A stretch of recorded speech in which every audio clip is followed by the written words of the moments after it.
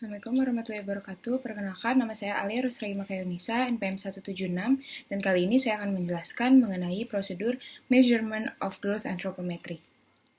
Baik, sebelum memulai pemeriksaan, hal yang pertama akan saya lakukan adalah memperkenalkan diri dan menyapa pasien.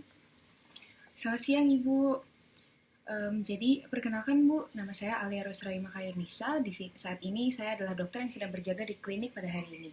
Sebelumnya dengan Ibu siapa?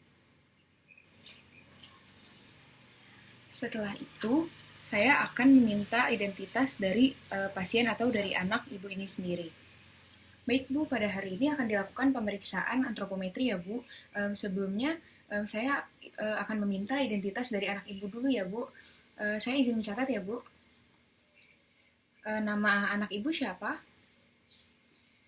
Baik, anak ibu namanya, Ana, berjenis kelamin perempuan ya Bu. Lahir pada 2 September tahun 2018 dan tinggal di Pondok Bambu ya Bu. Baik Bu. Berikutnya jadi kita pada hari ini akan melakukan prosedur pengukuran antropometri, di mana ini akan dilakukan sebanyak 2 kali, di mana dalam posisi berdiri dan juga dalam posisi duduk. Sebelumnya nanti anak ibu akan saya minta untuk melepas sepatunya terlebih dahulu ya Bu, agar pengukurannya lebih akurat.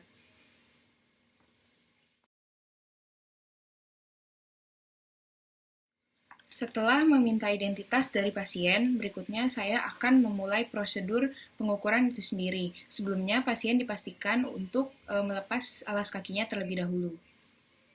Hal pertama yang akan saya lakukan sebelum memulai pengukuran adalah mengkalibrasi terlebih dahulu alat yang akan saya gunakan. Pada kali ini saya menggunakan mikrotoa. Cara mengkalibrasinya adalah dengan menarik mikrotoanya sampai ke batas 0.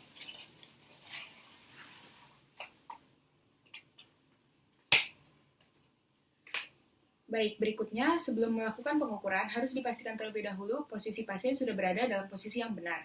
Posisinya yaitu untuk kedua kaki harus dalam kondisi rapat dan juga menempel pada dinding. Selain itu, bagian bokong, bahu, dan juga belakang kepala juga harus menempel lurus pada dinding.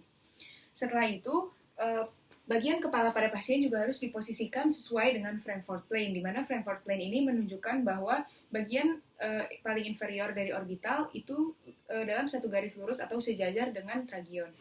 Bisa menggunakan alat bantu seperti penggaris segitiga.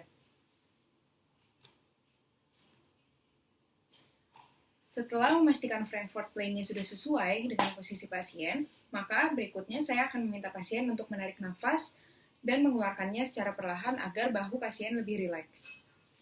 Nih, silakan ditarik nafas dulu dan dibuang perlahan-lahan ya, agar bahunya bisa lebih rileks.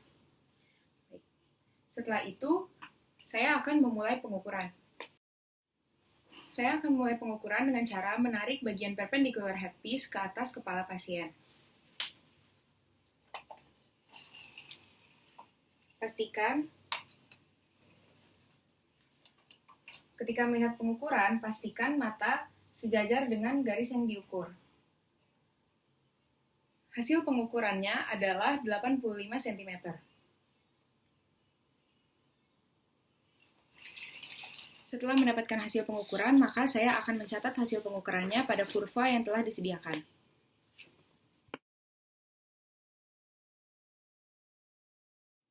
Pengukuran selanjutnya adalah pengukuran sitting height. Pengukuran sitting height ini dilakukan untuk menghitung proporsi segmen tubuh atas dibanding segmen tubuh bawah. Yang pertama akan saya lakukan adalah mengkalibrasi stadiometer ataupun mikrotoa yang saya gunakan. Tadi saya sudah melakukannya, berikutnya saya akan mengukur bangku yang digunakan.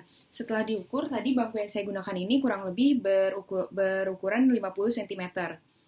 Berikutnya, saya akan memosisikan pasien. Pastikan bagian dari toraksik dari tulang belakang pasien itu dan juga bagian belakang kepala itu berada dalam satu garis lurus dan menempel pada dinding.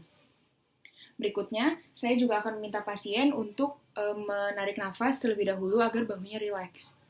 Baik, Dek, silakan tarik nafas terlebih dahulu ya agar bahunya lebih rileks. Baik, berikutnya saya akan menarik bagian perpendicular headpiece ke atas ujung kepala pasien.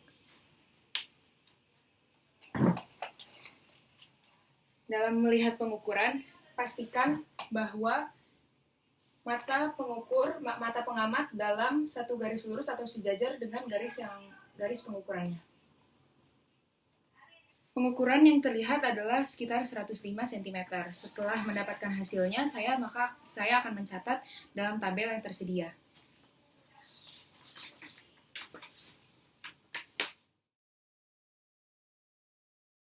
Setelah saya mendapatkan hasil pengukuran, maka saya akan mencatat hasil pengukurannya pada tabel yang tersedia.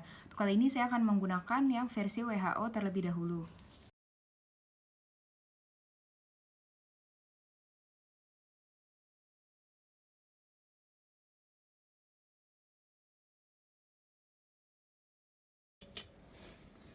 Baik, yang berikutnya adalah pengukuran dengan tabel yang dikeluarkan oleh CDC.